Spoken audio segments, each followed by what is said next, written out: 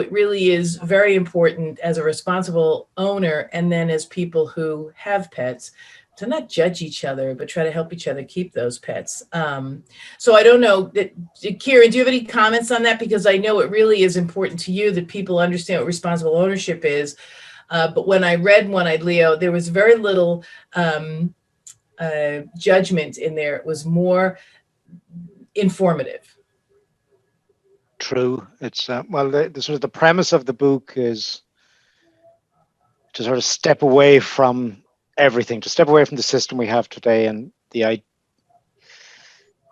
will be a little bit judgmental in that when you look at the four forces that sort of rule the world today, which is the first one is the pressure from the children who say, our friend in school has a dog, we have to have one. So that's the first force. Then the second one is ill-informed choices from the parents who take out the credit card and says, okay, this magic card will solve everything once again.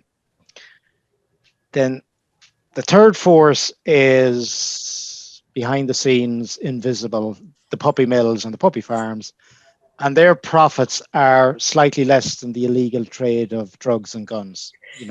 They actually make millions. And then the fourth and fifth, if you like, forces would be the existence of rescue shelters run by a voluntary section and poor legislation. So we live in a very strange world where we have 6 to 10-year-olds acting as fundraisers for mafia gangs without anybody actually realizing it. Now, if it wasn't so crazy, it would be funny, but it's inadvertent, and that's what keeps the world going at the moment. Yeah. So the point of One-Eyed Leo is that if you think of a dog in a cage, right, the four sections of the cage that keep him in this square, this very small square, are those forces. So the idea is to try and plot the way to get out of the system by attacking perhaps the weakest link of all, which is maybe the minds of the 6 to 10-year-old. I know every parent in the States and in the world will say, well, that's actually probably the most difficult task of all.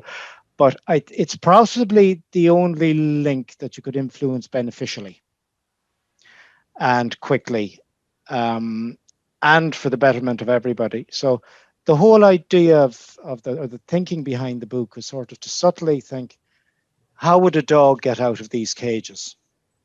Yeah, which side of the cage is the weakest link? And you're absolutely right. If we can educate the children on what the responsibility is, instead of having them handle their parents for the dog, and then the parents realizing, I don't have time, I don't have money, the kid's not doing what they said they were going to do, which is what One-Eyed Leo really explores. This is your responsibility. And I think I said it before, I had the Pet Network Incorporated, your connection to the right pet. I never let anybody get a dog because it was all about the mother taking care of the dog. The kids wanted it, the dad wanted it, and the mother had to take care of it. And I said, do you want the dog? She goes, no. And I said, well, then you shouldn't get a dog.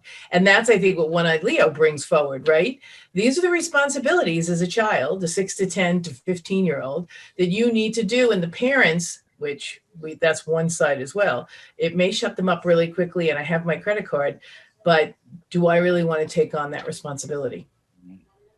And Kieran, I think you really have hit the nail right on the head about the weakest link is the 6 to 10-year-old age group, because I am the very, very, very first generation of growing up with television in the United States. I mean, I remember watching the original I Love Lucy with Lucille Ball and Desi Arnaz. I remember Sid Caesar and Imogene Coca on your show of shows, the originals. So, and I was the very first generation when it was released as a brand new release of Lady and the Tramp in the animated version. And my very first dog was, in fact, a little Ascot Cocker Spaniel. And then we got two, and that's how we got into dogs in our family. So I will offer that all the big cereal companies in the United States of America, when television was first introduced in black and white and a little teeny, screen, used to pitch to the 6 to 10-year-olds who were the consumers of the cereal. And then the 6 to 10-year-olds would go run and say, Mom, you've got to buy Cheerios or Fruit Loops or whatever it is. And some of the cereals were good and an awful lot were horrible and full of sugar. Captain Crunch wasn't good? So at any rate, I just offer that. It has absolutely been demonstrated billions of dollars later that is the age group that you need to pitch to. Yeah, because if you're going to get a message across. So you are right on the money, my friend. Yep, right on the money. And really giving parents the strength to say no if they truly don't want a dog is okay. It's really okay. So that kind of responsibility was really important. So yeah, absolutely. And I love, it really is a stretch, but I get it, that, you know, little 6 to 10-year-olds are, you know, pushing the wares of some similar to drug dealers, you know, puppy mills. Absolutely. Because we as good breeders, and we say that with all love and respect, we can't meet the demand, and people want purebred dogs. So we can't meet the demand. And does that mean that, you know, you should go to a shelter? Well, if you'd like to, go ahead, but I really want Irish setters. And our desire for immediate gratification gets us on the internet, which is the curse and scourge of the world.